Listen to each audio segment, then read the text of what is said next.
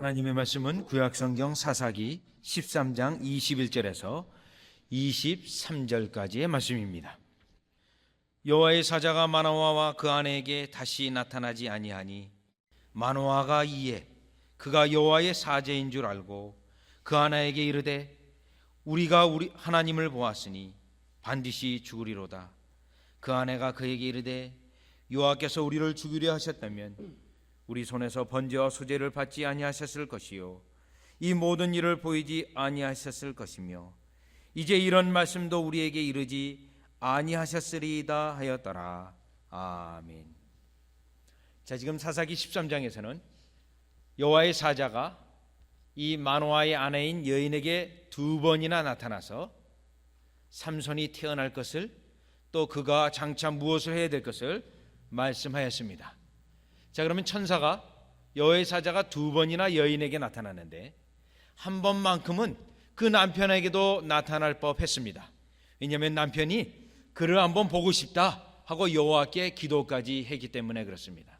그럼에도 불구하고 남편에게는 나타나지 아니하고 아내에게 두 번씩이나 나타났습니다.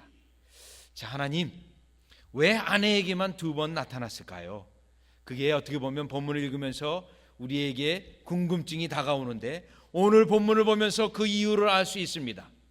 오늘 본문을 보니 남편은 두려워 떨고 있는데 여인은 담대하게 하나님의 역사를 하나하나 조목조목 그 이유를 들어가면서 하나님의 은혜를 언급하고 있습니다.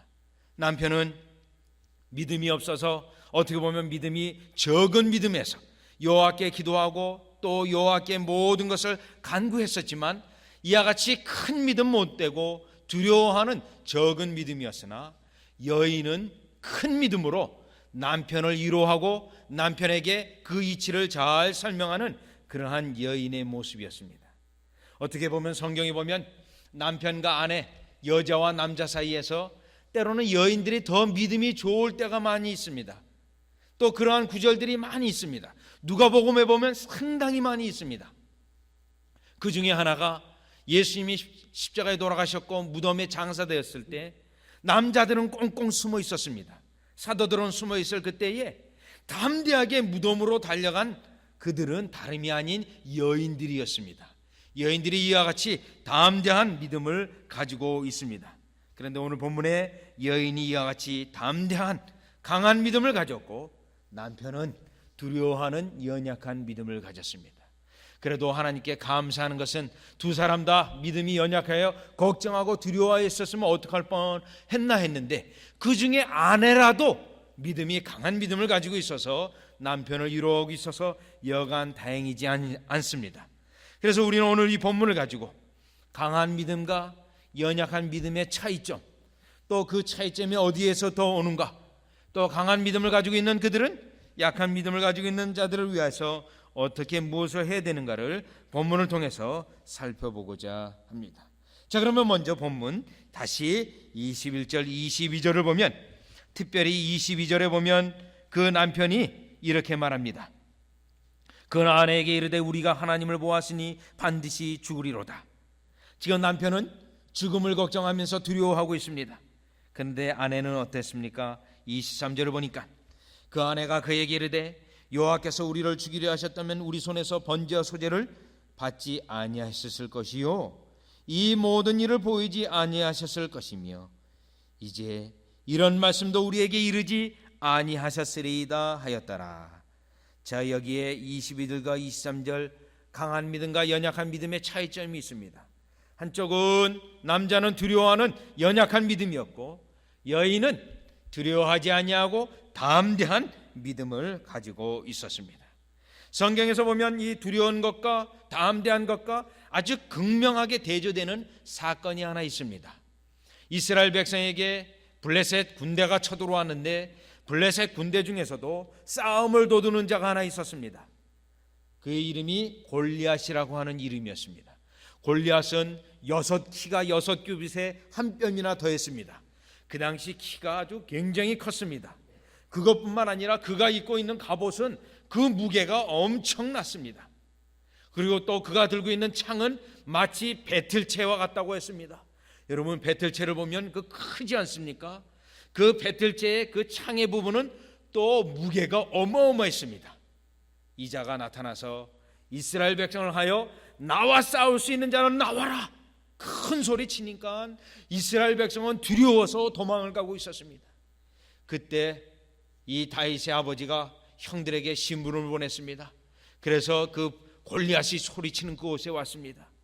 이 다윗이 이 골리앗의 소리치는 것을 듣고 저자가 누구냐? 감히 사시는 하나님의 군대를 모욕하느냐?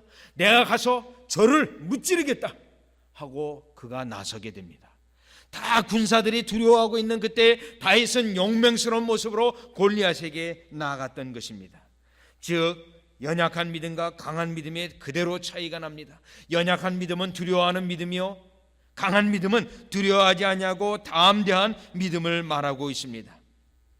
이미 저와 여러분이 살펴보았던 사사기 7장 3절에 기드온이 미디안과의 전쟁에 앞서서 군사를 뽑습니다. 군사가 32,000명 있었는데 그 중에 22,000명을 도로 돌려보냅니다. 돌려보낸 이유는 두려워 떠오는 자들을 돌려보냈습니다. 두려워 떠오는 자들은 하나님의 그러한 전쟁에 앞서서 합당치 아니하기 때문에 다 돌려보냈던 것입니다. 두려워 떠오는 자는, 이와 같이 연약한 믿음을 가진 자는 비로소 하나님 앞에 쓰임을 받지 못합니다. 그들의 연약한 믿음 때문에 하나님의 큰 역사를 때로는 이루지 못하고 있습니다. 때로는 이 연약한 믿음은 매우 위험한 지경에까지 처하기도 합니다. 때로는 배교자의 모습과도 비슷한 모습을 가지기도 합니다. 예수님을 버린 듯한 모습까지도 내려가기도 합니다.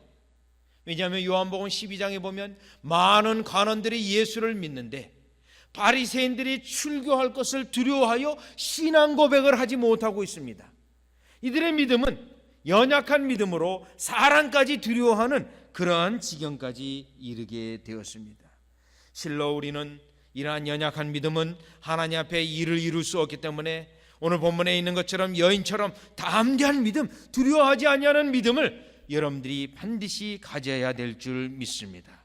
그런데 성경에 보면 때로는 이러한 연약한 믿음이 강한 믿음이 되어져야 되는 것은 물론이거니와, 그런데도 불구하고 강한 믿음으로 가졌다가 연약한 믿음으로 떨어지기도 합니다. 그것은 우리가 늘 우리의 믿음을 관리를 해서 영적인 수단을 잘 사용해서 우리에게 성령의 역사가 늘 성령의 활동이 소멸치 않냐고 일어남을 통하여 믿음을 연약하게 만들지 말아야 합니다.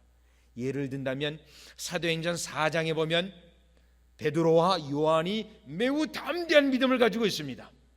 관원들이 때리면서 예수 그리스도를 더 이상 전하지 말아라 하고 위협을 합니다. 그때 요한과 베드로가 이러한 말을 합니다. 우리가 사람의 말을 듣는 것이 옳으냐, 하나님의 말을 듣는 게 옳으냐? 우리는 하나님의 말을 들어야 되기 때문에 너희들은 우리를 보고 예수를 전하지 말라 하지만 우리는 예수를 전할 것이다, 이 말을 합니다. 굉장히 담대한 강한 믿음을 가지고 있습니다.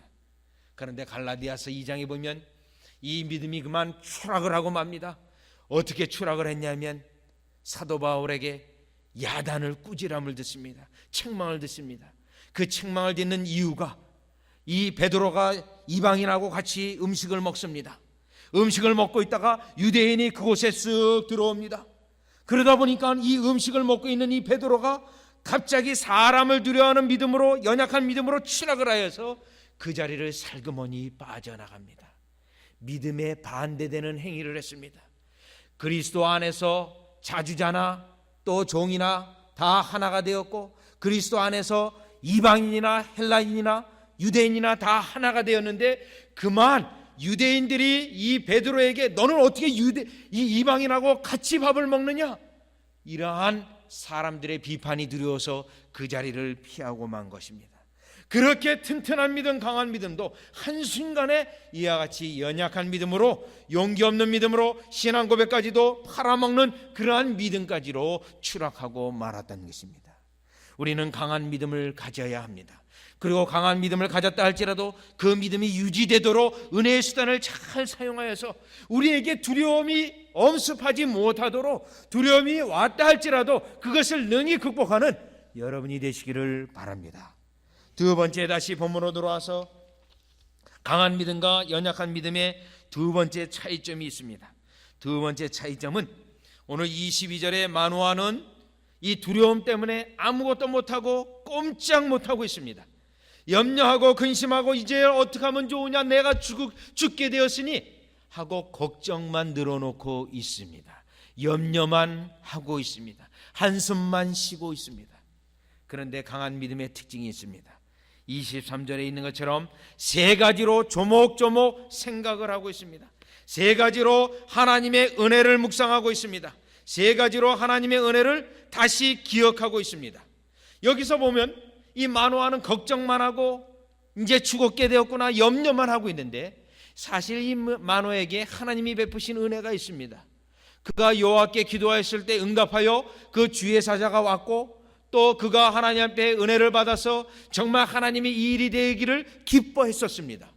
그러면 이러한 기뻐, 하나님의 역사를 두 가지만 기억하더라도 하나님이 나를 기뻐하시는구나 하고 추억하여 은혜에 있을 수 있는데, 걱정하고 한숨하고 이제 죽게 되었다고 염려만 늘어놓고 있는데, 여인의 모습을 보십시오. 여인이 23절에 차근차근히 보시면 그 아내가 그에게 이르되 여호와께서 우리를 죽이려 하셨다면 우리 손에서 번제와 소제를 받지 아니하셨을 것이요. 자 보세요. 번제와 소제를 하나님께서 받아주셨는데 이것이 우리에게 하나님의 은혜를 베푸는 증거가 아닙니까? 여보 정신 차리세요. 자 믿음으로 돌아오세요. 이렇게 합니다. 그 다음에 이 모든 일을 보이지 아니하셨을 것이요 이제 이런 말씀도 우리에게 이르지 아니하셨으니. 여보, 하나님께서 우리에 대한 계획을 내줬는데 그것이 어떻게 우리를 죽이고자 했던 하나님의 뜻이 있겠습니까? 자 기억해 보십시오. 이렇게 지금 그 남편을 위로하고 있는 것입니다. 자, 강한 믿음과 연약한 믿음의 차이가 있습니다. 연약한 믿음은 일을 만났을 때, 때로는 어려운 일을 만났을 때 걱정하고 염려하고 근심하고 탄식하고 한숨을 짓습니다. 그러나 강한 믿음을 가진 자는 어려운 일을 만났다 할지라도 오히려 그때 하나님의 말씀을 기억하고 오히려 그때 하나님의 은혜를 기억하면서 내가 그 어려운 일들에 대하여 마음을 두지 아니하고 하나님께서 하실 일에 대하여 마음을 두고 있는 것입니다. 그런데 여러분들은 오늘 본문에 여러분들은 과연 어떠한 믿음을 가지고 있습니까? 연약한 믿음입니까? 아니면 강한 믿음입니까? 때로는 저도 이 본문을 보면서 연약한 믿음이 있을 때가 많이 있습니다. 특별히 시편 13편 2절을 보면 때로는 내가 이러한 모습이 아닌가 하고 제 자신을 점검도 합니다. 시편 13편 2절에 보면 오랜 환난으로 인하여 믿음이 약해졌습니다. 그래서 그가 이러한 모습으로 있습니다. 내가 나의 영혼에 경영하고 종일토록 마음에 근심하기를. 자, 고민을 합니다. 염려를 합니다. 종일 그 일 때문에 근심 걱정으로 시간을 보냅니다. 그러면서 나의 마음에 그러면 내가 이 어려움을 어떻게 해야 될 것인가? 걱정에 걱정이 늘어졌습니다. 우리가 살 때 때로는 이러한 일이 훨씬 더 많지 않습니까? 그런데 오늘 본문 다시 시편 112편 7절을 보시면 이렇게 말을 합니다. 강한 믿음의 특징입니다. 그는 흉한 소식을 두려워 아니하며 여호와를 의뢰하고 그 마음을 굳게 정하였도다. 흉한 소식을 들었습니다. 그럼에도 불구하고 걱정하거나 염려하거나 탄식하고 있는 것이 아니라 내가 이 문제를 여호와께 들고 나가 여호와 앞에서 해결하리라 하고 주님 앞에 굳은 마음을, 정한 마음을 드리고 있는 것입니다. 자, 이것이 강한 믿음의 또 하나의 특징인 것입니다. 여러분은 이 강한 믿음을 가져야 됩니다. 왜냐하면 우리가 연약한 믿음으로 걱정하고 염려하고 근심하면 우리 속에 있는 조금 남아있는 그 말씀도 다 없어져 버려져서 때로는 우리가 예수를 믿는지 안 믿는지 전혀 구별이 안 되는 그러한 상황에까지 이룰 수 있기 때문에 그렇습니다. 왜냐하면 마태복음 13장에 보면 씨 비유를 말씀하고 있는데 염려 근심 걱정하는 자는 그 심령 속에 결국은 말씀을 들으나 열매를 맺지 못하고 결실치 못하는 자라고 말씀하고 있기 때문에 그렇습니다. 여러분, 오늘 여러분들에게 흉한 소식이 들려왔습니까? 어려운 소식이 들려왔습니까? 또 우리 장로님께서 기도하신 것 같이 우리 성도 가운데 큰 일이 일어났습니까? 우리는 주님 앞에 오히려 이러한 일들을 당할 때, 흉한 일을 당할 때, 걱정을 만났을 때, 힘든 일을 만났을 때 감사함으로 하나님께 아뢰야 될 것입니다. 사도행전 16장 25절에 사도 바울이 그 감옥에, 빌립보 감옥에 갇혔으나 신라와 함께 하나님을 찬양하고 하나님 앞에 기도함으로 하나님께서 그 기도 위에, 감사 위에 창조적인 역사로 기적을 베풀어 주셔서 땅이 흔들리고 옥문이 열리고 모든 쇠사슬이 풀려지는 역사, 도무지 쇠사슬을 풀 수 있는 어떤 방법도 하나도 없는 상황 속에 하나님의 기적으로 쇠사슬이 풀리고 옥문이 열리는 역사가 강한 믿음으로 가지고 있는, 그것을 가지고자 할 때 일어나는 역사를 여러분께서 맛보시기를 바랍니다. 자, 마지막으로 세 번째, 오늘 본문을 보면서 오늘 이 본문에 강한 믿음과 약한 믿음의 두 믿음이 극명하게 차이 나는데, 그렇다면 이 강한 믿음을 가지고 있는 이 아내가 남편에게 여보, 당신은 도대체 예수를 믿는 거요, 안 믿는 거요? 하나님의 역사를 그렇게 보고도 이렇게 믿음이 없어? 하고 야단을 치거나 책망하거나 비난하거나 그를 홀대하지 않았습니다. 오히려 오늘 본문을 23절을 보니 어떻게 했습니까? 그 믿음이 연약한 남편을 위로하였던 것입니다. 오늘 사랑하는 아내들이여, 여러분들에게 남편보다 강한 믿음이 있다 한다면 남편들을 책망하기보다는 남편을 위로하는, 오히려 하나님의 축복을 남편에 주고자 하는 그러한 여인이 한번 되보시기를 주 예수 그리스도 이름으로 축원합니다. 자, 이러한 강한 믿음을 가진 자가 연약한 자를 마땅히 감당하는 것은 이미 예수님께서 우리에게 보여주신 그러한 모습입니다. 이사야서 40장 11절에 보면 장차 우리에게 목자가 오실 터인데 그 목자의 모습을 쭉 예언해 놓고 있습니다. 그 목자의 모습은 어린 양을 품에 안고 있는 모습입니다. 약한 자를 품에 안고 있는 예수 그리스도의 모습입니다. 자, 이 모습이 우리가 성도가 따라가야 될, 강한 믿음을 가진 자가 따라가야 될 모습입니다. 그래서 로마서 14장 1절과 15장 1절 계속해서 이 말씀을 우리에게 반복하고 있습니다. 자, 그러면 한번 그 구절을 찾아가서 한번 생각해 보도록 하겠습니다. 자, 로마서 14장 1절을 한번 보십시오. 로마서 14장 1절을 보면 마땅히 믿음이 강한 자가 믿음이 연약한 자를 감당하고 위로하고 품에 안아야 합니다. 14장 1절에 보니까 지금 음식으로 인하여 강한 자와 연약한 자가 서로 구별이 되어졌습니다. 그때 믿음이 있는 자들이 연약한 자들을 이렇게 받으라고 말합니다. 믿음이 연약한 자를 너희가 받으라고 말합니다. 꾸짖지 말라고 말합니다. 그의 의심하는 자 말을 비판하지 말라. 믿음이 연약해서 때로는 의심하거나 비판하는 그것을 비판하지 말라고 합니다. 그대로 받으라고 말합니다. 자, 그러면서 다시 15장 1절에 또 부탁을 합니다. 15장 1절에 보니까 이렇게 말합니다. 한번 15장 1절을 또 보시기 바랍니다. 우리 강한 자가 마땅히 연약한 자의 약점을 담당하고, 여기 보면 무엇을 담당합니까? 약점을 담당하는 겁니다. 모자란 부분, 부족한 부분, 흠이 있는 그 부분을 그대로 내가 껴안는 것입니다. 내가 그대로 담당하는 것입니다. 담당하고 자기를 기쁘게 하지 아니할 것이라. 자기보다는 그 약한 자의 그것을 세우기 위하여 애쓰는 모습인 것입니다. 자, 이것은 고린도전서 8장 11절에서도 또 말씀하고 있습니다. 강한 자가 오히려 약한 자에 대하여 비판하고 약점에 대하여 지적하고 그리할 때 그 자가 넘어지게 되면 결국 교회를 세울 수 없다, 형제를 세울 수 없다라고 말하면서 오히려 짐을 질 것을 말하고 있습니다. 갈라디아서 6장 2절에서도 서로 짐을 지어라, 연약한 자의 부족한 짐을 지라고 말합니다. 그것이 그리스도의 법을 성취하는 길이라고 말씀하고 있는 것입니다.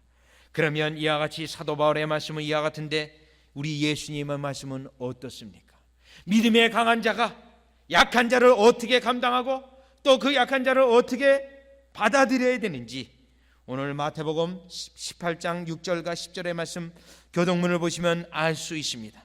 여러분, 마태복음 18장 6절과 10절을 보시기 바랍니다. 우리 예수님께서는 이와 같이 말씀하셨습니다. 누구든지 나를 믿는 이 소자 중 하나를 실족게 하면 차라리 연자 맷돌을 그 목에 달리우고 깊은 바다에 빠뜨려오는 것이 나으니라. 10절의 말씀은 삼가 이 소자 중에 하나도 업신여기지 말라. 너에게 말하노니 저희 천사들이 하늘에 계신 내 아버지의 얼굴을 항상 배옵느니라. 멸시하거나 무시하거나 그 약점에 대하여 그를 지적하거나 그를 비판하거나 하지 말고 오히려 그를 담당하며 그리스도의 사랑으로 품을 것을 말하고 있습니다. 이것이 마땅히 믿음이 강한 자가 연약한 자를 품어야 될 또 하나의 책무요 의무인 것을 우리는 알 수 있습니다. 말씀을 정리하겠습니다. 우리에게는 강한 믿음과 약한 믿음 두 가지 종류의 믿음이 있습니다.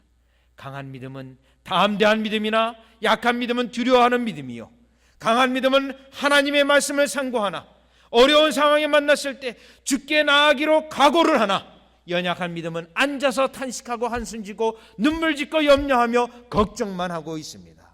여러분들은 강한 믿음이 되시기를 바랍니다. 강한 믿음이 되어져서 한 걸음 더 나아가 연약한 믿음을 마땅히 담당하는 여러분이 되시기를 주 예수 그리스도 이름으로 축원합니다. 기도드리겠습니다.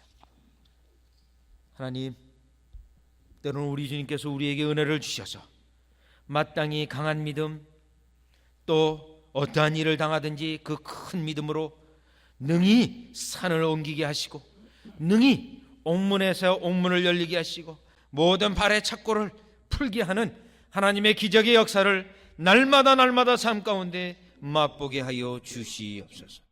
예수님의 이름으로 기도드리옵나이다.